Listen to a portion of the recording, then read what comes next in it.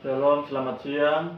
Saya Steny Lorenzo Susala, NIM 25320063, ingin menjelaskan analisis konsep tanggung jawab belajar, indikator tanggung jawab belajar, dan operasionalisasi tanggung jawab belajar dalam penyusun lesson plan berbasis Understanding by Design atau disebut UBD. Pendahuluan, pada pendidikan abad ke-21, peserta didik tidak hanya dituntut memiliki kemampuan akademik, tetapi juga karakter yang mendukung keberhasilan belajar. Salah satu karakter penting tersebut adalah tanggung jawab belajar. Tanggung jawab belajar merupakan kemampuan peserta didik untuk melaksanakan kewajiban belajar secara sadar, mandiri, dan konsisten untuk mencapai tujuan pembelajaran. Konsep ini menjadi semakin penting dalam pembelajaran berbasis Understanding by Design atau disebut UBD yang dikembangkan oleh Grant Wings dan Jay MC Taik atau disebut UBD menggunakan pendekatan backward design, yaitu perencanaan pembelajaran dimulai dari menentukan hasil belajar yang diharapkan, kemudian menentukan bukti penilaian, dan terakhir menyusun kegiatan pembelajaran yang mendukung pencapaian tujuan tersebut. Baik, yang pertama, konsep tanggung jawab belajar.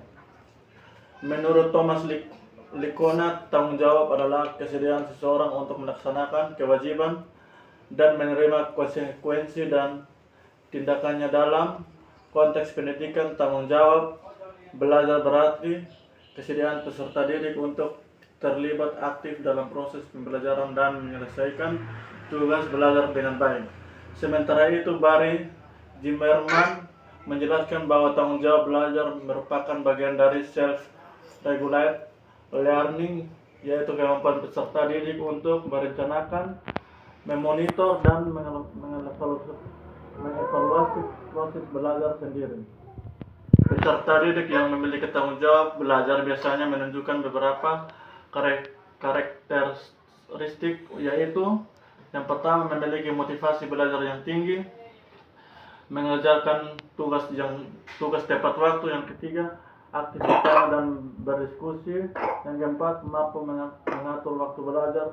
Yang kelima, serta bersedia memperbaiki kesalahan setelah menerima umpan balik. Menurut Zimmerman dan Stehum, peserta didik dengan tingkat tanggung jawab belajar yang tinggi cenderung memiliki prestasi akademik yang lebih baik dibandingkan peserta didik yang pasif dalam proses pembelajaran. Yang kedua, indikator tanggung jawab belajar. Berdasarkan teori pendidikan karakter dan self-regulated learning, terdapat 5 indikator utama tanggung jawab belajar. Pertama, disiplin.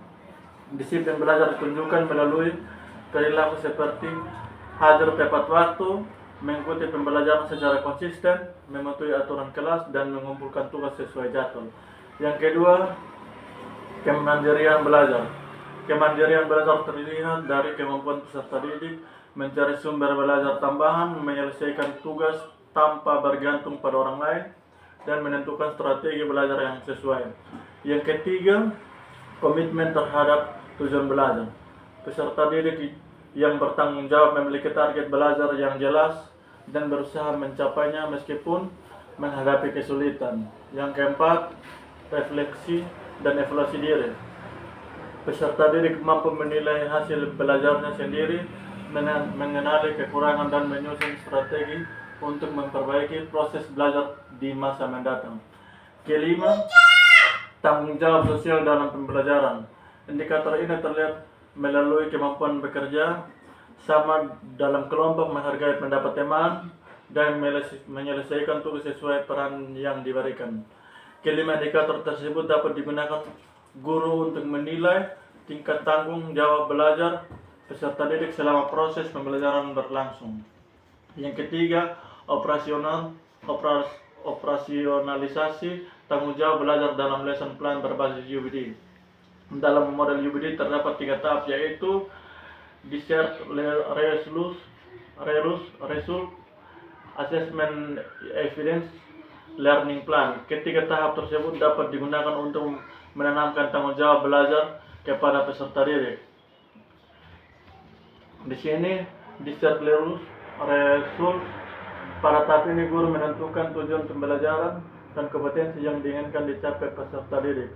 Untuk meningkatkan tanggung jawab belajar, guru dapat menjelaskan tujuan pembelajaran sejak awal sehingga peserta didik mengetahui target yang harus dicapai. Contohnya, guru meminta peserta didik menetapkan target belajar pribadi dan menentukan strategi yang akan digunakan untuk mencapai target tersebut. Yang kedua, assessment evidence. Tahap kedua adalah menentukan bukti pencapaian tujuan pembelajaran.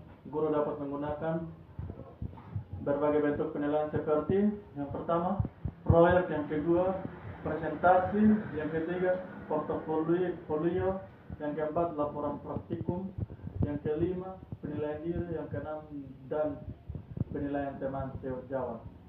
Melalui self-assessment dan per-assessment, peserta didik belajar mengevaluasi kontribusi dan perkembangan belajar sendiri sehingga rasa tanggung jawab terhadap proses belajar semakin meningkat.